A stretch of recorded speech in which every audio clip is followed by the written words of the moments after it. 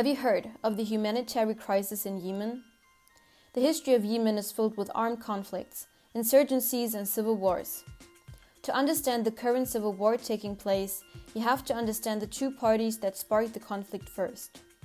During the Arab uprisings in 2011, Yemenis protested against their long-ruling president Ali Abdullah Saleh, accusing him of corruption and blaming him for the widespread unemployment. A rebel group named the Houthis, backed by Iran, which had been at war with Saleh for years, played a large role in the protests. Saleh was then toppled and replaced by the vice president Abd Abu Mansur Hadi. Subsequently, a UN-sponsored national dialogue took place revolving around the country's future. The parties could not come to a conclusion, and the best answer to the question seemed to be a government led by the new president Hadi. The Hadi government, however, was not successful maintaining order within the country. Groups like Al-Qaeda of the European Peninsula and the Houthi rebels took advantage of the situation. The Houthi, lacking military power, then collaborated with former president and enemy Saleh. Since Saleh saw an opportunity to rise back to power and had military forces loyal to his command. Now united, the Houthi pushed to conquer the capital, moving towards Aden, where the new president Hadi was located. Therefore, Hadi fled to Saudi Arabia.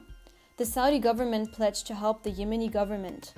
Receiving further help from the United States, Saudi Arabia established a land and sea blockade. The Saudi-led intervention resulted in thousands of civilian fatalities. A turning point marked when Saleh offered to help the Saudi-led coalition end the war. The Houthis perceived Saleh's proposal as treacherous and subsequently killed Saleh. Since then, the Houthi rebels were targeted from all sides, as former Saleh supporters now turned anti-Houthi. Meanwhile, the Hadi government faces a new opposer, a separatist group backed by the United Arab Emirates. The current situation is chaotic, since the partners of the Saudi Arabian coalition now pursue their own objectives. Each side of the conflict have said to have violated humanitarian and international law. Getting an accurate death toll is difficult. In 2017, the UN says that at least 10,000 Yemenis have died. More than 3 million people have been displaced, and millions of Yemenis trapped in the conflict are at dire risk of starvation and disease. Yemen is currently plagued by more than just a famine. The Human Rights Association Human Rights Watch has accused the Houthi rebels in Yemen of torture, hostage-taking, and other war crimes. The Houthi rebels have left the country in destruction, leaving it vulnerable to the COVID-19 virus. Due to a lack of medical supplies, malnutrition, and a collapsing infrastructure, the highly contagious coronavirus, as well as cholera, are even more devastating.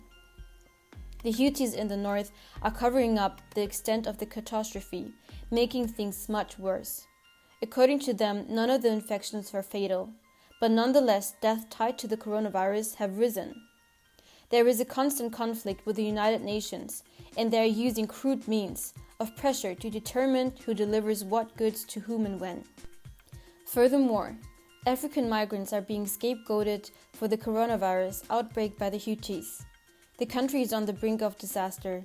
If you want to help, even if you live in a country far away from Yemen, consider looking into the petition linked in the description. Don't let the situation in Yemen be forgotten.